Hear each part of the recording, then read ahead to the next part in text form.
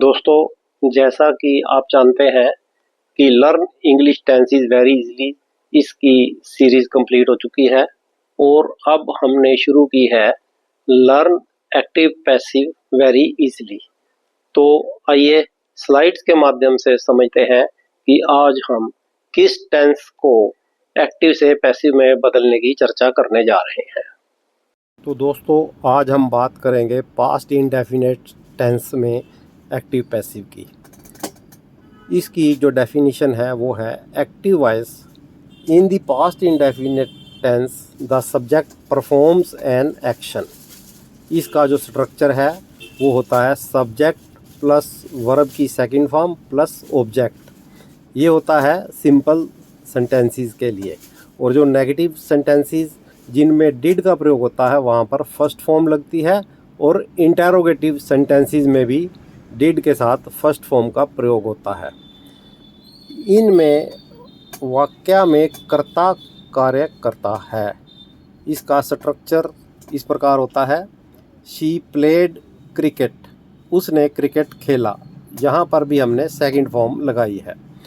तो दोस्तों, अगर आपको पास्ट इंडेफिनिट टेंस में कुछ डाउट्स हों तो आप लर्न इंग्लिश टेंसेस की जो हमारी सीरीज़ है उसमें आप पार्ट 5 को देख लें तो आपको पास्ट इंडेफिनिट टेंस अच्छी तरह समझ आ जाएगा। और जब आपको पास्ट इंडेफिनिट टेंस अच्छी तरह आता हो तभी आपको एक्टिव पैसिव भी समझ में आएंगे, इसलिए आप उसका अभ्यास ज़रूर कर लें। पास्ट इंडेफिनिट टेंस में जो नेगेटिव सेंटेंस होते हैं उसमें वर्ब की फर्स्ट फॉर्म लगती है। तो आइए उसका एक नेगेटिव का एग्जांपल देखते हैं। She did not play cricket, उसने क्रिकेट नहीं खेला। तो एक इंटरोगेटिव सेंटेंस का भी एग्जांपल देखते हैं। इसमें भी वर्ब की फर्स्ट फॉर्म लगती है। डिड शी प्ले क्रिकेट, क्या उसने क्रिकेट खेला। तो एक दो सिंपल एग्जांपल्स और देखते हैं जिनमें सेकंड फॉर्म का प्रयोग किया होता है। आई रोट अ लेटर, मैंने एक पत्र लिखा। और दूसरा एग्जांपल है शी सैंग अ सॉन्ग, उसने गाना गाया।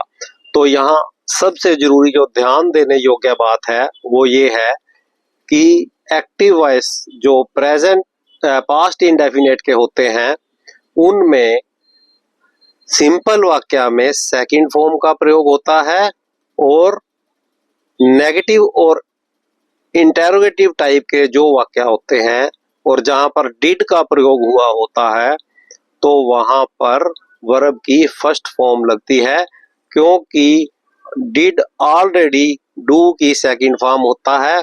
क्योंकि वो सेकंड फॉर्म बन चुका है, इसके लिए उसके साथ हमेशा फर्स्ट फॉर्म का प्रयोग होता है। तो आइए अब हम आगे बढ़ते हैं पैसिव वॉइस की तरफ कि पास्ट इंडेफिनिट के पैसिव वॉइस को बनाने के क्या नियम हैं और उनमें किस बात का ध्यान रखा जाता है। पैसिव वॉइस में in the past indefinite tense the focus shifts to the object receiving the action.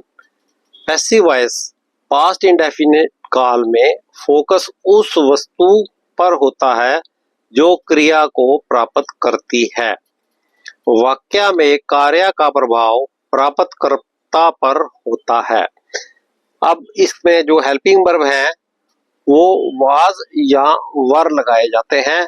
इसका जो स्ट्रक्चर है वो है ऑब्जेक्ट प्लस वाज या वर, वर्ब की third form plus by plus subject. इसके जो एग्जांपल्स हैं वो इस प्रकार हैं।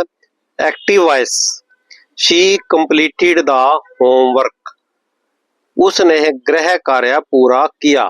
अब इसका जब हम पैसिव वॉइस बनाएंगे तो the homework was completed by हर, जो ऑब्जेक्ट है उसको सब्जेक्ट बना दिया जाता है।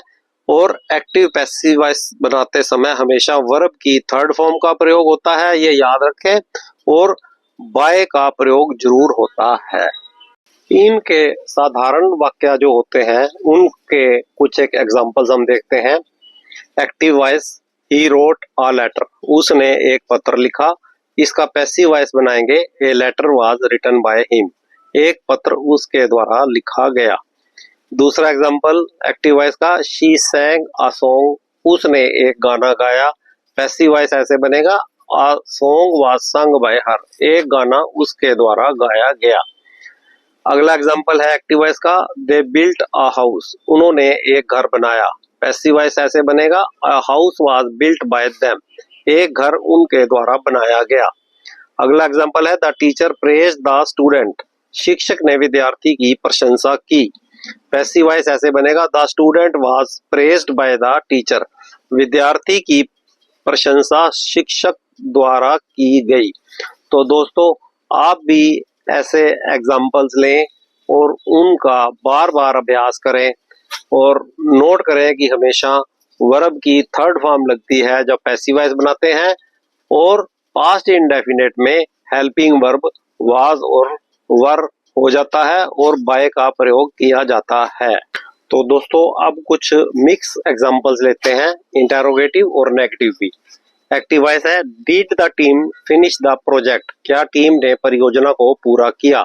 इसका पैसिव वॉइस ऐसे बनेगा was the project finished by the team, क्या परियोजना को टीम द्वारा पूरा किया गया। अगला एग्जांपल है did they repair the car, क्या उन्होंने गाड़ी ठीक की। Was the car repaired bye them, क्या गाड़ी उनके द्वारा ठीक की गई। अगला एग्जांपल है एक्टिव वॉइस का, हु पेंटेड द पिक्चर, तस्वीर किसने बनाई। इसका पैसिव वॉइस में ऐसे करेंगे by whom was the picture painted, तस्वीर किसके द्वारा बनाई गई। एक्टिव वॉइस अगला है why did she bake the cake, उसने केक क्यों बनाया। पैसिव वॉइस में हम इसको ऐसे कन्वर्ट करेंगे why was the cake baked bye her, cake उसके द्वारा क्यों बनाया गया। तो दोस्तों ये एग्जाम्पल थे आपके इंटेरोगेटिव टाइप 1 और इंटेरोगेटिव टाइप 2 के, इनका भी आप अभ्यास करें। कुछ और एग्जाम्पल्स पे चर्चा करते हैं। एक्टिव वॉइस का एग्जाम्पल है did they paint the wall और क्लीन इट, क्या उन्होंने दीवार रंगी या साफ की। पैसिव वॉइस में ऐसे लिखेंगे was the wall painted bye them और क्लीन्ड बाय देम, क्या दीवार उनके द्वारा रंगी गई या साफ की गई। अब बात करते हैं नेगेटिव सेंटेंसेस की। एक्टिव वॉइस में दे did not solve the problem, उन्होंने समस्या का समाधान नहीं किया। और पैसिव वॉइस में बनाएंगे the problem was not solved bye them, समस्या का समाधान उनके द्वारा नहीं किया गया। अगला एग्जांपल है एक्टिव वॉइस का, the child did not break the toy, बच्चे ने खिलौना नहीं तोड़ा। और पैसिव वॉइस में हम बोलेंगे the toy was not broken by the child, खिलौना बच्चे द्वारा नहीं तोड़ा गया। तो दोस्तों ये थे मिक्स एग्जांपल। अगर आपको नेगेटिव वाक्य बनाने आए तो वहां पर डिड की जगह वाज का प्रयोग करें। तो दोस्तों हम आपकी प्रैक्टिस के लिए कुछ वाक्य लेके आए हैं, आप इनको खुद ट्राई करें और इनके पैसिव वॉइस बनाएं। Number 1, he solved the mystery. दूसरा, she painted the canvas beautifully. They built a strong bridge. The children played in the park. The teacher explained the concept clearly. He wrote a poem about nature. She delivered the speech confidently. The team won the championship. तो दोस्तों इनको आप अपनी notebook में note करें और नियम के अनुसार इनको पैसिव वॉइस में कन्वर्ट करें। अगर कहीं पर आपको कोई दिक्कत आए तो हमें कमेंट बॉक्स में अपना कमेंट लिखें, हम उसका रिप्लाई जरूर करेंगे। तो आगे हम आपको दे रहे हैं कुछ मिक्स सेंटेंसेस आपके अभ्यास के लिए। तो सबसे पहले देखें नेगेटिव सेंटेंसेस हैं, he did not finish the homework. दूसरा है she did not attend the meeting. तीसरा है they did not plant the trees. और अब आगे दे रहे हैं इंटेरोगेटिव सेंटेंसेस जो हेल्पिंग वर्ब से स्टार्ट होने वाले हैं। Did he solve the problem. दूसरा, did she bake the cake. तीसरा है, did they clean the classroom. और अब बात करते हैं इंटेरोगेटिव सेंटेंसेस की, जो प्रश्नवाचक दो प्रकार के होते हैं और क्वेश्चन वर्ड से शुरू होते हैं, जिनको हम व्हाई, व्हेन, वेयर, हाउ बोलते हैं। पहला है, why did he leave the house early. दूसरा, he taught them this lesson. और तीसरा, where did she park the car. तो दोस्तों, ये था आपका एक प्रैक्टिस पेपर। आप इनका सबका अभ्यास करें, ज्यादा से ज्यादा करें, और ताकि आपको एक्टिव से पैसिव बनाने में सहूलियत हो और आपको ये भी पता लगे कि कौन से टेंस में हम क्या हेल्पिंग वर्ब लगाते हैं और किस प्रकार उसको पैसिव वॉइस में कन्वर्ट करते हैं। तो दोस्तों, इस चीज के लिए आप हमारा चैनल मेगालाइट ABC TV, इसको ज्यादा से ज्यादा शेयर करें और दोस्तों के साथ मिलकर इसको सब्सक्राइब भी करें और एक्टिव पैसिव बनाने का अभ्यास ज्यादा से ज्यादा करें। और साथ में learn English tenses very easily, इसकी 12 सीरीज हम पहले जारी कर चुके हैं, उनका भी अभ्यास करें। उसके बाद ही आप एक्टिव पैसिव में मास्टर बन पाएंगे। Thank you very much for being with us.